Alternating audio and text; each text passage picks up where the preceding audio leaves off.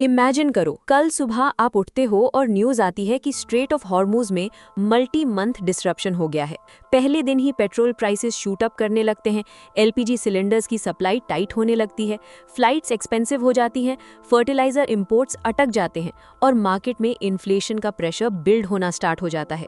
सुनने में ये किसी जियोपॉलिटिकल थ्रिलर मूवी का प्लॉट लग सकता है, लेकिन इंडिया के लिए ये एक वेरी रियल इकोनॉमिक नाइटमेयर है, क्योंकि दुनिया का एक छोटा सा sea route strait of Hormuz India की एनर्जी सिस्टम का लाइफलाइन है। हमारा ऑलमोस्ट 90% एलपीजी और 55% एलएनजी इसी रूट से ट्रांजिट होता है।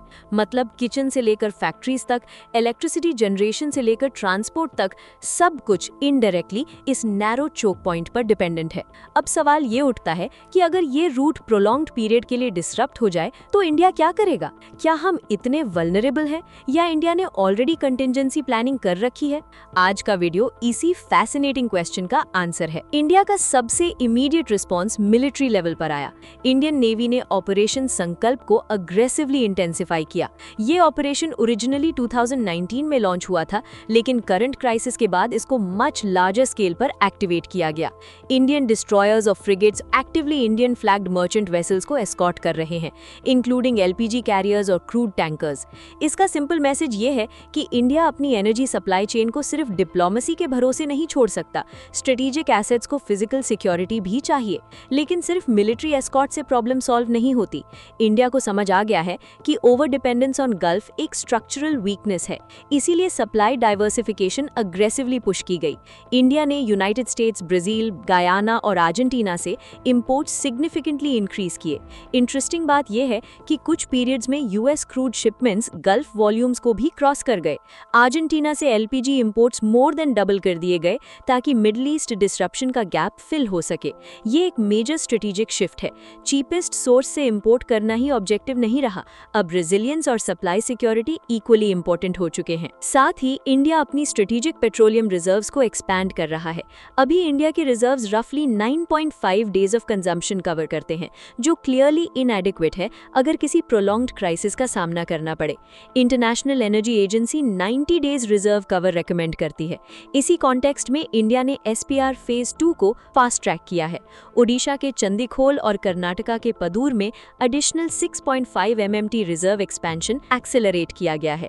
गोल सिंपल है, फ्यूचर डिसरप्शंस के लिए लार्जर इमरजेंसी बफर बिल्ड करना। गवर्नमेंट ने डोमेस्टिक लेवल पर भी इमरजेंसी पॉलिसी इंटरवेंशंस किए।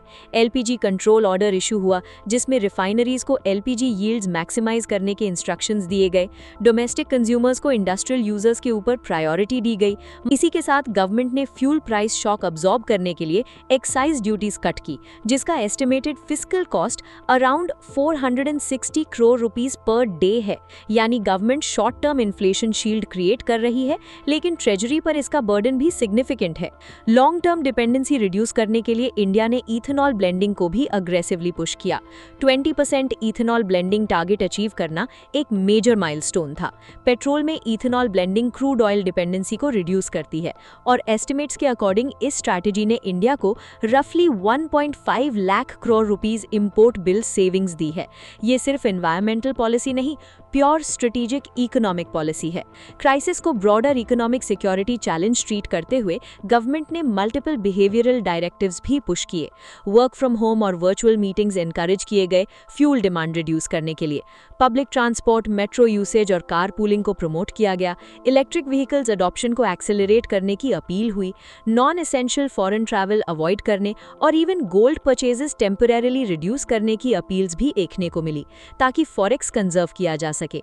सोलर इरिगेशन पंप्स और फर्टिलाइजर रैशनलाइजेशन को भी प्रमोट किया गया। मतलब क्राइसिस मैनेजमेंट को नेशनल ऑस्टेरिटी माइंडसेट के साथ फ्रेम किया गया। अब लॉन्ग टर्म पिक्चर और भी इंटरेस्टिंग है। इंडिया साइमल्टेनियसली रिन्यूएबल ट्रांजिशन को एक्सेलरेट कर रहा है। मार्च 2026 तक इंडिया ने 274 gigawatt non fossil fuel capacity achieve कर ली, जो टोटल इंस्टॉल्ड कैपेसिटी का 50% से ज्यादा है। इसका मतलब इंडिया ने अपना 2030 टारगेट 4 4 साल पहले अचीव कर लिया। सोलर और विंड को मस्ट रन कैटेगरी दी गई है, जबकि इंपोर्ट डिपेंडेंट कोल और गैस प्लांट्स को लोड फॉलोइंग लोल्स में शिफ्ट किया जा रहा है। लेकिन यहाँ एक पैराडॉक्स भी है, जिसे एक्सपर्ट्स सोलर पैराडॉक्स कहते हैं। सोलर पावर आफ्टरनून में पीक करती है, जबकि इंडिया की इलेक्ट्रिसिटी डिमांड इवनिंग तक एलिवेटेड रहती है। जब डिमांड हाई होती है तब सोलर जनरेशन जीरो हो जाती है। इसी मिसमैच की वजह से इंडिया को 2030 तक रफली 61 गीगावाट स्टोरेज कैपेसिटी चाहिए, जबकि करंट स्टोरेज अराउंड 6 गीगावाट के आसपास है। यानी रिन्यूएबल सक्सेस के बावजूद ग्रिड स्टेबिलिटी एक मैसिव चैलेंज बना हुआ है। इंडिया इस वल्नरेबिलिटी को एड्रेस करने के लिए one nation one gas grid को भी पुश कर रहा है।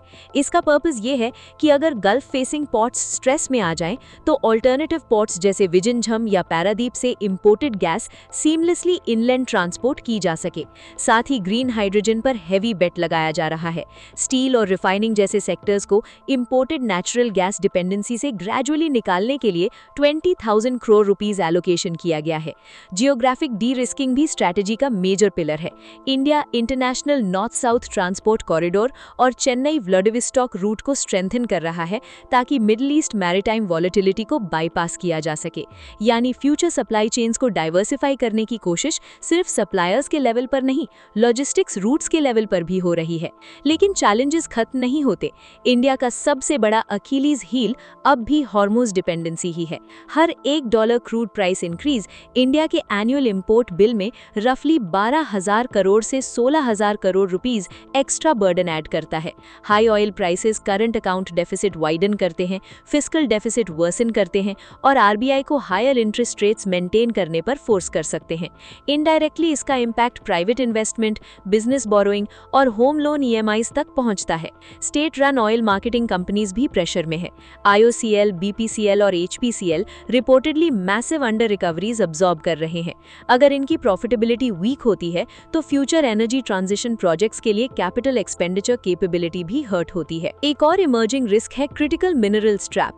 इंडिया ऑयल डिपेंडेंसी रिड्यूस कर रहा है, लेकिन ईवीज और सोलर इकोसिस्टम के लिए लिथियम, कोबाल्ट, कॉपर और रेयर अर्थ्स की डिपेंडेंसी रैपिडली इंक्रीज हो रही है। यानी डेंजर ये है कि हम ऑयल डिपेंडेंसी से निकलते हुए मिनरल डिपेंडेंसी ट्रैप में एंटर कर जाएं। इसीलिए एक्सपर्ट सजेस्ट कर रहे हैं कि इंडिया को ऑस्ट्रेलिया, चिली और वियतनाम जैसे पार्टनर्स के साथ क्रिटिकल मिनरल क्लब डेवलप करना चाहिए, सपोर्टेड बाय काबिल led supply chains. Social challenge भी इक्वली सीरियस है। झारखंड, ओडिशा और छत्तीसगढ़ जैसे कोल बेल्ट स्टेट्स में millions of livelihoods fossil fuel ecosystem से लिंक्ड है। कोल माइनर को ओवरनाइट रिन्यूएबल टेक्नीशियन बनाना रियलिस्टिक नहीं है। यानी ग्रीन ट्रांजिशन सिर्फ टेक्नोलॉजी प्रॉब्लम नहीं, एम्प्लॉयमेंट और पॉलिटिकल इकोनॉमी चैलेंज भी है। ईवी अडॉप्शन भी मिक्स्ड पिक्चर दिखाता है। कर्नाटका जैसे स्टेट्स में ईवी अडॉप्शन 9.4% तक पहुंच चुका है, लेकिन नेशनल एवरेज स्टिल लो है। टियर 2 और टियर 3 सिटीज में चार्जिंग इंफ्रास्ट्रक्चर मेजर बॉटलनेक है। और आयरनी ये भी है कि पीक आवर्स में इंडिया का अराउंड 69% पावर जनरेशन अभी भी कोल लिंक्ड होता है। तो अगर ईवी कोल हैवी इलेक्ट्रिसिटी से चार्ज हो रहा है तो इन्वायरमेंटल बेनिफिट्स पार्शियली डाइल्यूट हो जाते हैं। फर्टिलाइजर इंपोर्ट्स भी अनदर हिडन वल्नरेबिलिटी है। इंडिया रफली 40% फर्टिलाइजर्स मिडल ईस्ट से इंपोर्ट करता है। अगर प्रोलॉन्ग डिसरप्शन हुआ तो खरीफ सोइंग रिस्क में आ सकती है, जो डायरेक्ट फूड इन्फ्लेशन क्रिएट कर सकता है। तो इंडिया को नेक्स्ट क्या करना चाहिए?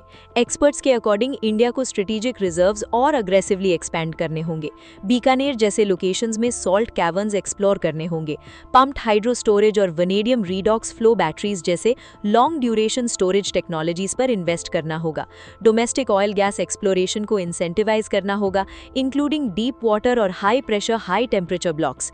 E25 ethanol blending, compressed biogas, EV freight और पब्लिक बसेस को एक्सेलरेट करना होगा और क्लीन एनर्जी फाइनेंसिंग के लिए एनर्जी सिक्योरिटी बॉन्ड्स जैसे इनोवेटिव इंस्ट्रूमेंट्स लॉन्च करने होंगे। अल्टीमेटली इंडिया का एनर्जी फ्यूचर सिर्फ ऑयल का क्वेश्चन नहीं है, ये जियोपॉलिटिक्स, इकोनॉमिक्स, लॉजिस्टिक्स, टेक्नोलॉजी और नेशनल सिक्योरिटी का इंटरसेक्शन है। स्ट्रेट ऑफ हॉर्मुज क्राइसिस ने इंडिया को एक ब्रूटल रिमाइंडर दिया है, चीप एनर्जी इज फ्रैजाइल। अब इंडिया रिएक्टिव डिप्लोमेसी से स्ट्रक्चरल रेजिलियंस की तरफ शिफ्ट कर रहा है। लेकिन फाइनल क्वेश्चन अब भी वही है, क्या इंडिया ऑयल डिपेंडेंसी से निकलते हुए मिनरल डिपेंडेंसी ट्रैप अवॉइड कर पाएगा? अब नॉलेज चेक का टाइम है।